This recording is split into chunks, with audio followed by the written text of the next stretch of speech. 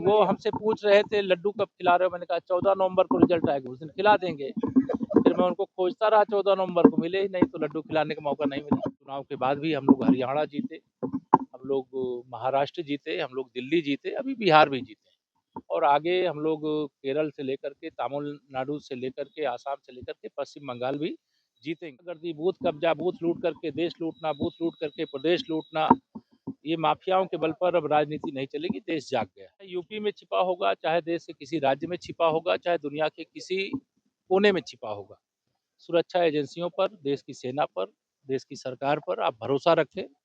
आतंकवाद से मुक्त, नक्सलवाद से मुक्त, जातिवाद और उग्रवाद और तुष्टीकरण से मुक्त भारत बनने की ओर आगे बढ़े। लौह पुरुष सरदार वल्लभ भाई पटेल जी की 150वीं जन्म जयंती के अवसर पर सभी विधानसभाओं में एकता यात्रा का आयोजन किया जा रहा है। उसमें हिस्सा लेने के लिए आया हूं, लेकिन जब आया हूं तो साथ में यह भी वंदे मातरम गीत के गान के रचना के 150 वर्ष पूरे होने पर भी उत्सव मनाया जा रहा है।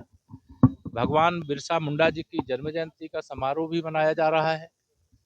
साथ में आत्मनिर्भर भारत को लेकर के भी हमारा कार्यक्रम चल रहा है, एक भारत श्रेष्ठ भारत को लेकर के भी चल रहा है। तो अभियानों के क्रम में आज झांसी आने का मौका मिला है और इसे मैं सौभाग्य समझता हूं, जहां कार्यकर्ताओं से मिलना होता है।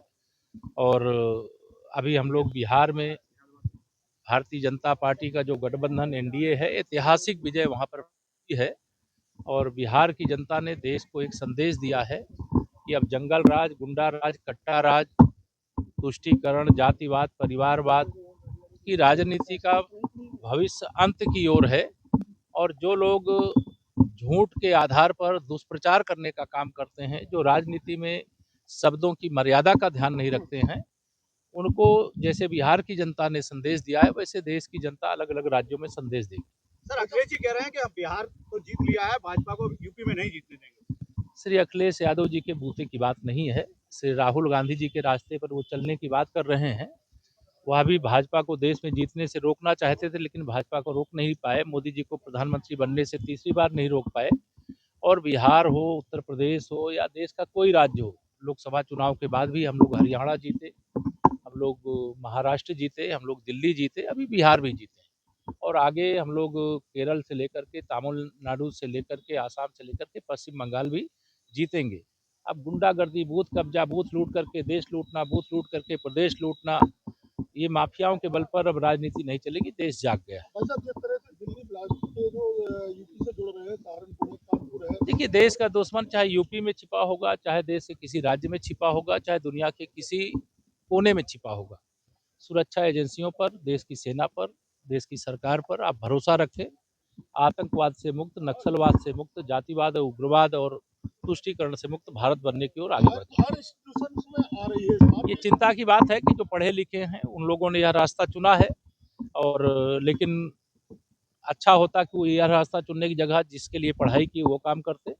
लेकिन अगर आतंकवादी बनने की कोशिश कोई पढ़ लिख करके भी करेगा तो उसका भी वही हश्र होगा जो बाकी का हो रहा है। पार्टी तो साफ हो गई बिहार में, लेकिन लालू का परिवार भी बिखर गया पूरी तरह से। देखिए, परिवारवाद की राजनीति के अंत की ये शुरुआत है और वो पहले उत्तर प्रदेश में भी एक तरह से ये श्री मुलायम सिंह यादव जी का भी परिवार बिखरा ही है, वहाँ लालू प्रसाद यादव जी का परिवार बिखर रहा है और बाकी परिवारवादी राजनीति करने वालों के परिवार भी बिखरेंगे।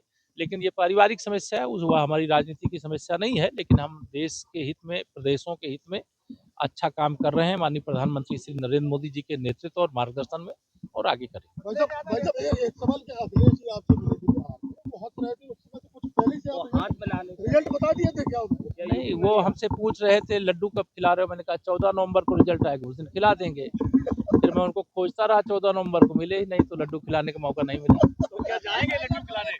मैं नहीं जाऊंगा, उनको आमंत्रित कर रहा हूं आप लोगों के माध्यम से, आवे उनको लड्डू खिलाएंगे, रसगुल्ला खिलाएंगे, क्योंकि विजय यात्रा जो शुरू हुई है 2024 लोकसभा चुनाव के बाद भी, मैंने कहा हम लोग हरियाणा, महाराष्ट्र, दिल्ली प्रदेश और अब बिहार जीते हैं।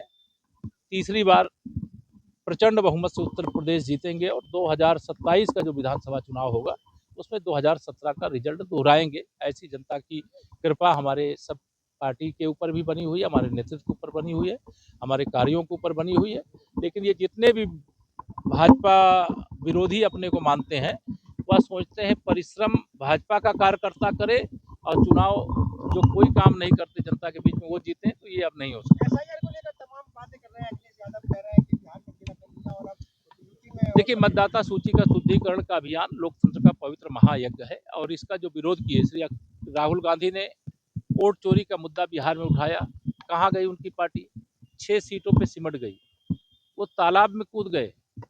मैंने कहा नदी में कूदो चाहे कुआं में कूदो, चाहे तेजस्वी यादव को लेकर के कूदो, चाहे अखिलेश यादव को भी लेकर के कूदो, लेकिन ये मतदाता सूची का शुद्धिकरण का जो काम है ये लोकतंत्र का पवित्र यज्ञ है और इसमें एक राजनीतिक दल के नाते सभी दलों को हिस्सा लेना चाहिए और इससे मतदाता सूची में सुधार हुआ है। कोई मृतक मतदाता हो गया है तो उसका सूची में नाम नहीं होना चाहिए। अगर किसी मतदाता का एक से अधिक स्थान पर नाम है तो एक स्थान पर ही होना चाहिए। कोई घुसपैठिया मतदाता सूची में अपना नाम किस जुगाड़ से दर्ज करा लिया है तो वह हटना चाहिए और जो हमारे युवा मतदाता हैं जिनकी आयु 18 साल होने वाली है उनका नाम भी मतदाता सूची में होना चाहिए। यही मतदाता सूची का शुद्धिकरण है।